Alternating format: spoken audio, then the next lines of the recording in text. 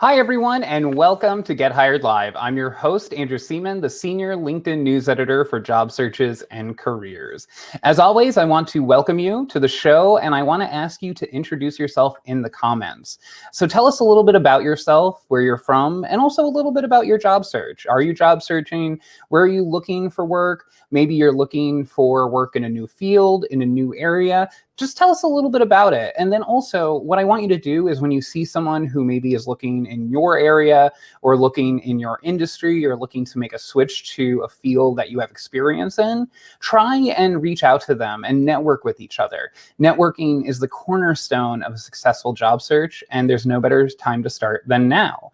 And we already have so many people joining us in the stream. I see we have Dolores from Dallas, Texas, Stephen from New Jersey, Jonathan from New York, where I am. I think spring is just around the corner here, so I hope it is for all of you too. We have Donna from Boston. So keep introducing yourself in the comments. We're going to have a great show. And like I said, network with each other. And then once you're done with that, get your job search questions in, because we have a great guest today. And we're going to be talking about a lot of the job search issues that people have. So I want to bring our guest on now, and that's Emily Liou, who's the founder of Cultivite, which is still one of my favorite names for a business. So welcome, Emily. Hey, Andrew. Hey, everyone. I'm so excited to be here again. Thank you so much. Definitely. And you're a career coach, a job search strategist, and you're also a former recruiter. So you know both sides of the job search process. So thank you so much for joining us. It's always great to have you on the show. I'm so excited to be here, and I will also share that I've been in the job search shoes before too. So I know exactly what everybody is going through right now, and yeah, keep the questions coming. Yeah, definitely. And I think that's one of the most amazing things about the world of job searching is what I always tell people is that there are job seekers, there are people who are job searching because they have to, but at any given time you could be a job searcher or a job seeker because, maybe one day you just have a really bad day at work and you say, I don't want to work for this company anymore. I don't want to work with these people anymore. So you turn online to see, where you can work and what your skills could be. So really anyone could be a job seeker at any time. So that's one of the great things about this community is that really it involves everyone. And, it takes sort of a village to get someone across the finish line. So it's always a great conversation. And again, I hope everyone watching is getting their questions in. We have a lot in advance, but also I think there's so many people who might have questions as we continue talking. And we have so many people joining us. We have Raul from New York City again. And then we have Merlinda from Brazil. We have Karen from Michigan. So we have people from all over the world joining us. And Emily, I want to start by something, and we talked about this before the show. It's such a big issue in the job search community, and it's such an area of anxiety for a lot of people, and that is the follow-up. And why do you think this is an area where people struggle? Because I think there's people who say, okay, maybe I should follow up, maybe I shouldn't. And it's almost like this horrible internal struggle that people have. So, why do people struggle with it? Ooh, this is so important because I feel like a lot of job seekers or just people in general, right? We do the initial outreach, whether it's for networking, whether it's applying online. And when we don't get the reciprocation, oftentimes we go to the default assumption of maybe they're just not interested. And I want to just emphasize that right now, especially with what's going on in the world, we live in this day and age where people need reminders, people need follow-up. At the end of the day, we're all humans, and we unintentionally or inadvertently let things slip through the cracks, but it usually has nothing to do with that other person. So I always tell people, if you're going to do an immediate outreach, whether it's to a company, whether it's to somebody that you just want to connect with, and you don't get a response back, that initial outreach is actually like a third of the whole process, because I always tell people that you want to ideally reach out and follow up at least 2 more times. And in case anybody here is in business development and sales, you guys know that when you're trying to get a new contact, a new lead, you never just like put one fields out there, or one feeler out there, and be like, okay, if they are interested, they're interested, right? Usually they do at least 5 rounds of follow-up. So I truly believe that, to go back to your question, Andrew, a lot of us might have this assumption around, well, they're just not interested, when in reality, the perception is maybe they just forgot, they got inundated with other things, they have a huge project on their timeline, maybe they went on vacation and now they're coming back. And so it's always good to just follow up, because you never know where that follow-up is going to lead. Definitely. And I think, there's so many different things that recruiters are doing. So I always tell job seekers to really imagine a person on the other side. And obviously you have so much experience in this, is that a recruiter is not just hiring for 1 or 2 roles. They have a whole bunch that they're hiring for. Yeah. So they have like a flood of emails and messages coming in from all over. And they do have systems to help them. But overall, they do have a very tough job. Plus, not only are they communicating with job seekers, they're trying to corral hiring managers and those people internally who are usually less than cooperative, because they have their own work going on. And so what is like the best practice for following up? Like, when should you follow up? How should you follow up? So, I think a lot of people, they submit their application and they don't hear back. Should they follow up after that? Should they only follow up after maybe a phone call? How does that work? So my best practice is to always follow up on your application, because as you can imagine right now, there are hundreds, some companies get thousands of applications to one particular job opening. So if you feel that you're a really strong fit, I personally teach all of my job seekers not to just leave it to chance and hope that your resume gets scanned and screened. Follow up, with tools like LinkedIn. We live in this incredible day and age where we can literally send a message to anybody who is on LinkedIn. And so that message needs to be very powerful, but I would be very transparent. Hey, I applied to this job opening because of this reason. And again, connecting with the company, the mission, why you're so excited to help and support them. And then it should be very short and succinct. This is the reason why I feel I am a strong candidate, and maybe include like 3 bullet points where you're really aligning yourself to that position, and then attach your resume for consideration, or let them know that you're more than excited to speak with them. And that's it, right? So I would say for the application, always follow up on that. But when you're going through the interview process, I know a lot of people feel that they are a little bit anxious of following up because they don't want to be seen as too desperate or pesky or annoying. But the truth of the matter is, a lot of people don't follow up. So you're not going to annoy somebody. And to Andrew's point, we often get so many different inquiries where we forget to do something and we have the best intentions, but having that reminder, or that really professional communication, which we're all looking for in candidates, could really serve as a great way to just be top of mind. But what I'll say, when you're going through the interview process, it's really important to follow up if you, for instance, I hear this a lot, like you were asked for your availability to interview and that week is almost approaching and you still don't have a confirmation. Oh my goodness, yes, follow up, because they want to get you on the calendar. And what your follow up shouldn't just be, I'm curious if you have me on the books. Send over your new list of availability for the next 3 to 5 days. The other thing too, when you're going through the interview rounds and you do get another confirmation from another company, whether it's an interview or an offer, you should always go back to all of the companies that you've applied to or that you're in communication with, and just give them a courtesy update. I'm really excited about your company. Just in full transparency, this is where I'm at with another organization. If there's a mutual interest, I'd love to continue the conversation. So that will help you get visible. Yeah. And also, I think one of the best things, what I always keep in mind when I'm reaching out to people, and I always tell job seekers this, is when you're following up with someone and you have a quality message that even if, the recruiter only sends a very short response or something like that, they may take the time to say, oh, this is a good email. I wonder if they applied, and they could look you up in the applicant tracking system. So, that is one of the benefits of the applicant tracking system. They could say, okay, Bob Jones emailed me. I'm going to look him up in there.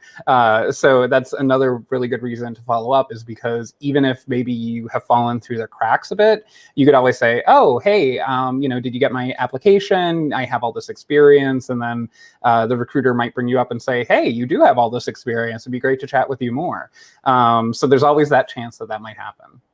Absolutely. And I think one thing to remember is that at the end of the day, recruiters are hired for organizations to find top talent. And that is the biggest bottleneck for a lot of companies, is that they don't have the right talent, the right skill sets in place. So if you have something to offer, regardless if there is an opening and you really want to get visible, I say go ahead and network. Andrew started this whole thing with sharing that networking is super key. I completely agree with that. And I think that the more you can just start communicating, whether it's putting yourself out there or following up or both, that's going to be the best for your job search for sure. Yeah, and we're getting so many questions about following up, so I want to get to those, but I also want to say hello to some people who are joining us in the stream. We have Wayne from Connecticut, Amanda from DC, Elaine from Ireland, Eduardo from Spain, Rodney from the Twin Cities. So welcome to all of you. Keep getting your questions in. We have a really great guest, Emily Liou, who is the founder of Cultivite, and we're talking about following up with recruiters, and we're taking your job search questions. So I want to start off with a question from Laura, and I also saw a similar question from Mary Laurie, who they both basically are saying, how do we know who to follow up with when we apply online and there's no directory of people on the company's website? How do you find the recruiter or the right hiring manager? And should you go to the recruiter or the hiring manager, both? What's your advice on that? I don't want to give a whole tutorial of LinkedIn, but LinkedIn has amazing filters. So if you just type in the company name, for instance, and you go to the company profile page, you can click on the see all, however many employees are there. And then when you go to the advanced filter, that's where I would start looking and typing in human resources. I would type in recruiting or recruiter into the title field, as well as the title that you're going for. So for instance, if you want to go for marketing, type in marketing, and then that will give you a list of the different people that you can potentially reach out to. And when it comes to reaching out, I try my best to discover who do I think is going to be the hiring manager, and I would absolutely send them a message, basically sharing that, again, you applied and this is the reason why you're excited and you would love to get connected. But I would also message at least a recruiter or a human resources person. My philosophy is that you can never have too many internal advocates batting for you.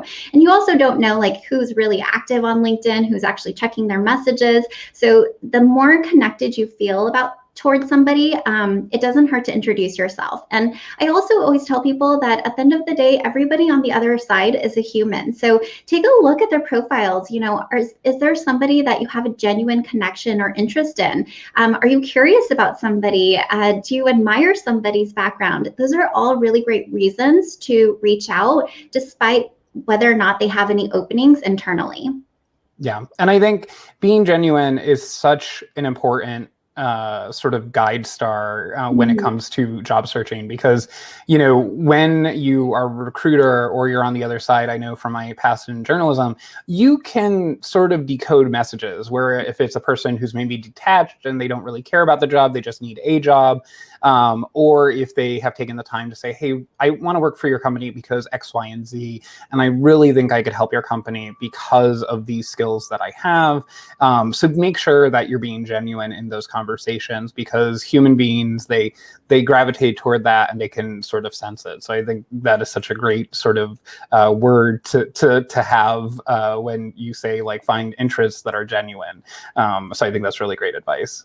Absolutely, Andrew. And I just want to add too, people really can detect when something is a mass email. And I want to share that I get messages all the time on LinkedIn, and a lot of them actually don't get answered because unfortunately they're really generic, or sometimes I get emails and people say things like, I love your mission, and they don't really elaborate on what my mission is.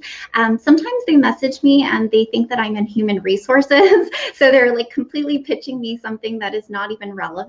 So just make sure that when you are going back to the genuine message, that you're authentically connecting and you're customizing it as much as possible, because I always tell people you'll get the same amount of attention that you took to craft a message. Yeah. And one more question on follow-up, and then we'll move on to another topic. But when it comes to the time span of follow-ups, and obviously there's going to be times where people don't respond to you. And I'm sorry, I lost the name of the person who actually asked this, but basically, you know, what is the time span of following up, and when should you say, okay, I don't think I'm going to get a response here? Yeah, this is a great question. I actually had one of my students tell me that he landed his dream job by following up with a lead that he initially connected with 7 months ago. So again, it may feel like that nothing is happening, but I always say when you're putting in your connections, you're really starting to build these conversations and these connections with people, you're planting seeds, right? And so this goes back to why Andrew said earlier that there's never a bad time to job search, even when you're gainfully employed. You know, you want to start thinking about what's next for you. It is worthwhile starting to plant in those seeds. But to answer that question about how long, my rule of thumb is that I usually try to follow up. If I were job seeking, I'd follow up with somebody at least 3 times. And maybe those are stretched out, you know, the first message didn't get a response. Maybe I'll message them 2 weeks later just to get on their radar again and see if it's a good time. And if I don't hear anything, maybe it could be 2 weeks, maybe it could be a month later, I'll send another message and put the ball in their court. You know, hey, Andrew, I completely understand that you are incredibly busy. If this is ever interesting to you, here's where you can reach me. Would love to connect for X reason. You know, thank you, Emily, right? So really short, sweet, to the point. But if you're really trying to build relationships with people and you have this dream organization, I recommend putting it on your calendar to see if you can connect and follow up, maybe quarterly, right? So this student who just got his job, he went back and wished everybody a happy new year, right? There's a holiday where it was appropriate to just give a follow-up and check in. And, you know, just because of that follow-up message, he was able to get that response back of, oh, hey, like we didn't have anything 7 months ago, but we actually have something upcoming. Let's jump on a call. And, you know, the rest is history. So hopefully that that helps. But I would just say do what feels right for you, and a little bit scary too at the same time, because that's when you're going to be stepping out of your comfort zone. And my favorite quote is, everything you want is on the other side of fear, which is a Jack Canfield quote. I think that is really wonderful and a great mantra, because, you know, the rewards are usually on the other side of things that scare off. So I think that's such a wonderful thought. And also, I want to say that our wonderful editorial fellow, Carrington, found the names of the person who asked the follow-up question. So that is Yvonne and Peter. So I think that helped Yvonne and Peter. So thank you, Carrington, for finding their names. And then we have another question here from Leonard. And I think this is a question that a lot of people wonder about, which is the hidden job market. Mm-hmm. Leonard said, I always hear about the hidden job market, but I don't have experience going about it.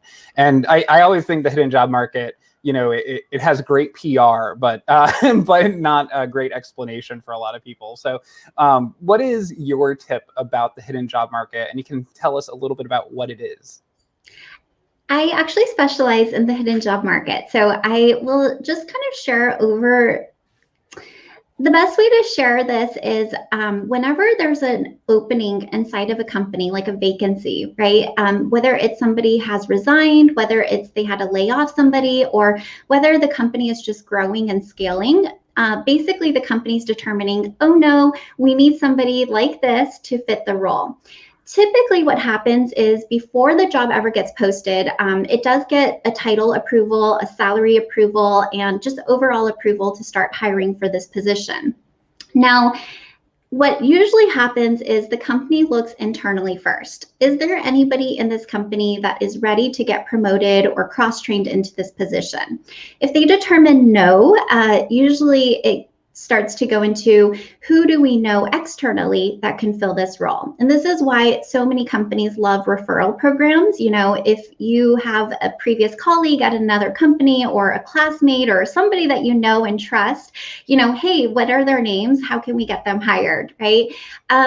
So typically people will look internally or at who they know first. And then if they determine nobody is a fit, that's when the position gets posted onto the job boards, and then they try to identify who the best candidates are. So when you hear like the phrase hidden job market, it's basically those jobs that are getting snagged up before they ever really need to get posted. And that goes back to the referrals and the relationships. So back when I was a recruiter, I can share that oftentimes we would have an opening and the hiring manager would automatically say, you know, hey, I know this person from this conference. They have an excellent background. Let's bring them in. And typically they would be the ones that got hired.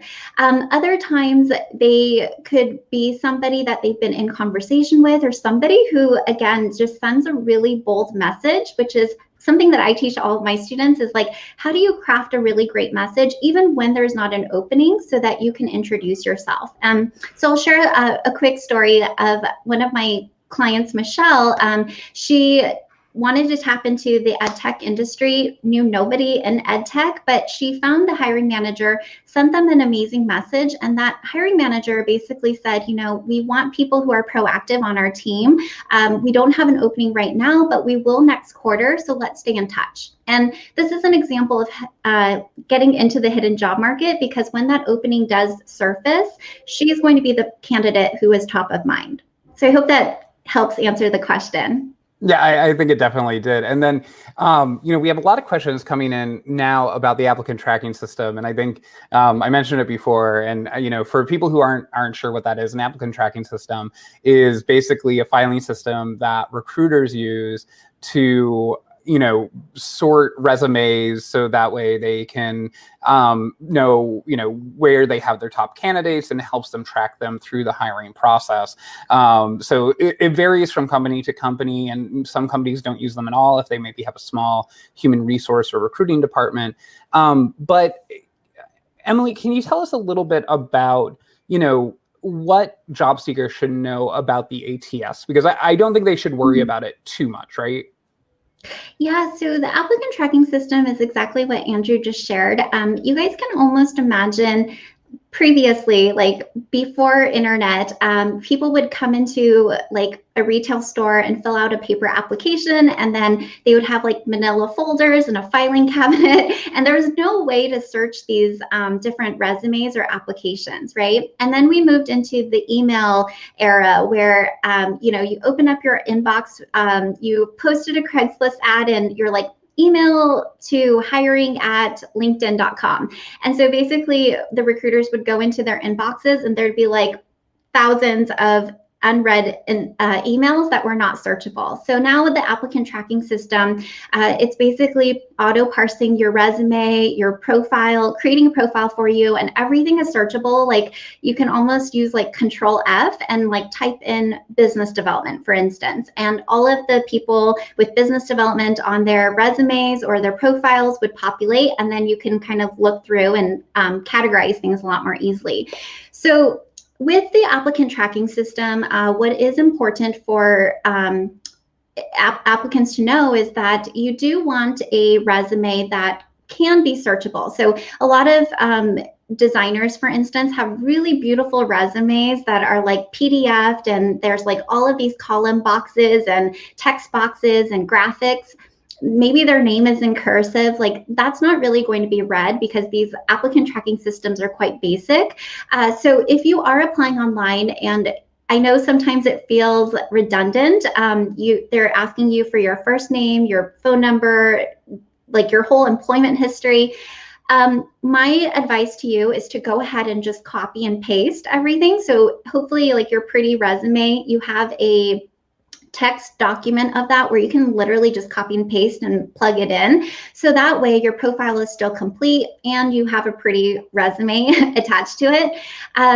But I would say that if you have even a pretty a plain resume, it's worthwhile making sure that all of those fields are filled out as well. But at the end of the day, again, just applying online is not necessarily what's going to allow you to get visible, because these companies are getting hundreds, if not thousands, of job applications each day or week, or I should say for each job. What's important is that you start to build connections and you get visible. So start following up on those applications. Yes, and I think one of the best tips also for an ATS is to read the instructions when you're applying, because I think we're such creatures of habit, agree to the terms of service and, just clicking through and hoping to get to the end of a long chain of clicks. But really, an applicant tracking system, or if you're applying online, it'll say, upload your resume as a PDF or Word document. Sometimes those things matter. And, you're going to want to make sure that you're actually reading all the questions and that you're reading all the information where it says upload a document. So just follow that, and hopefully that will also just make things a lot easier for you.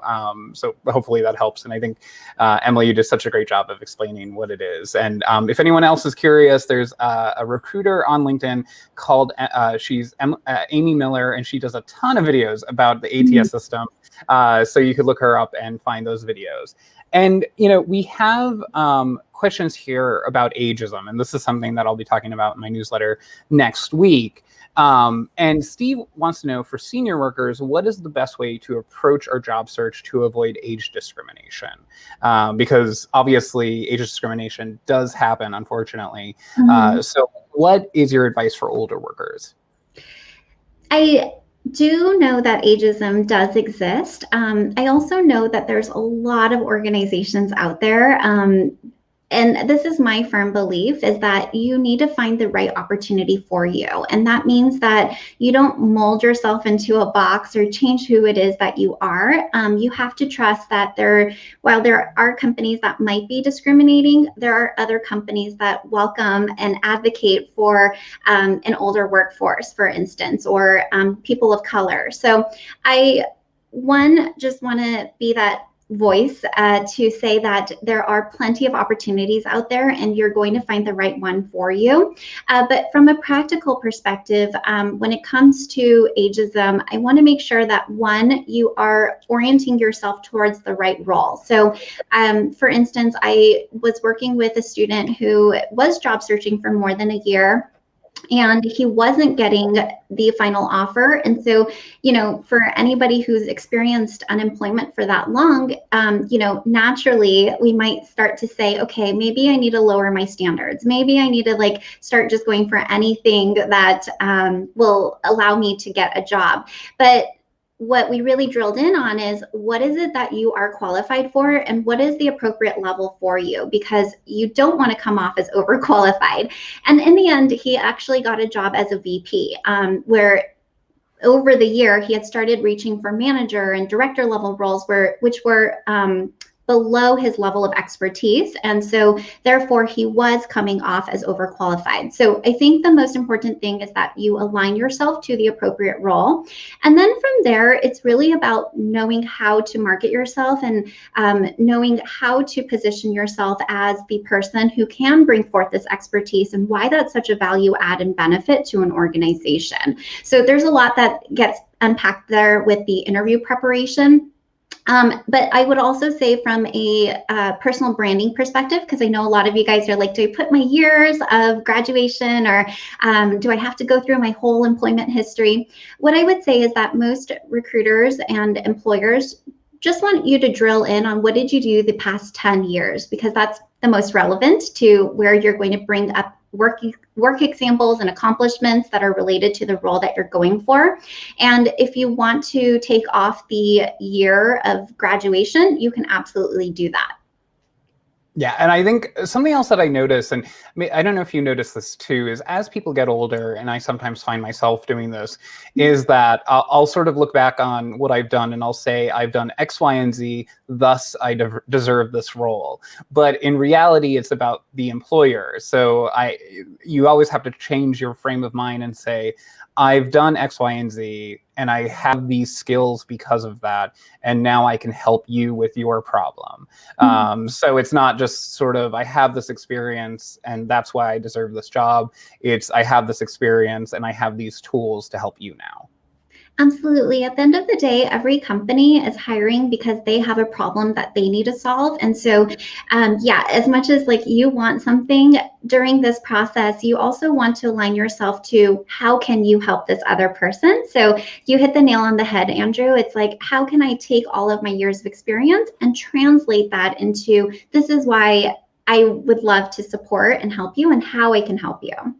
Yeah, and we're running out of time, but we have two issues that keep popping up in the comments. And the one is I saw Catherine and Courtney talking about this, and they were asking about cover letters. So, you know, what's your advice with cover letters? Should people send one? Should they not?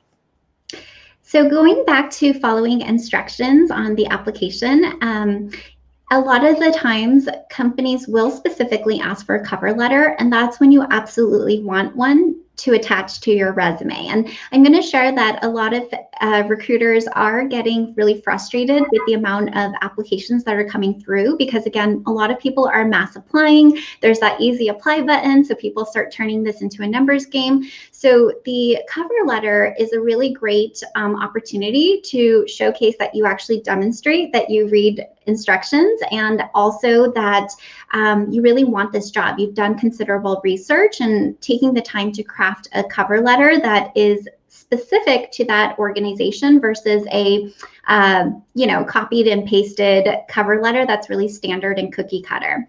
The second thing to remember though with cover letters is that oftentimes they are used as a tool to showcase your written communication skills. So if you are you're going for a role that does require strong writing skills, whether it's like you're an editor, you're in marketing, you're in PR, then absolutely it doesn't hurt to give a sample of how you write and what they can expect of you when you're in the role. But for the most part, I would say if you're going to send in a cover letter, the one thing that I would recommend is leveraging LinkedIn to actually find the recruiter, the hiring manager, or like the HR department's main person that you can address the cover letter to, because a lot of people will say things like, "Dear hiring manager," or "to whom it may concern." And again, we can demonstrate that we have research skills all by using LinkedIn and just going through that extra 5-minute process of finding a person that you can address the cover letter to. And I've had a lot of students do this and they get really great feedback like, "Wow, thank you so much for customizing this to me." Even if it's not the right person, like they appreciate that you've gone the extra mile.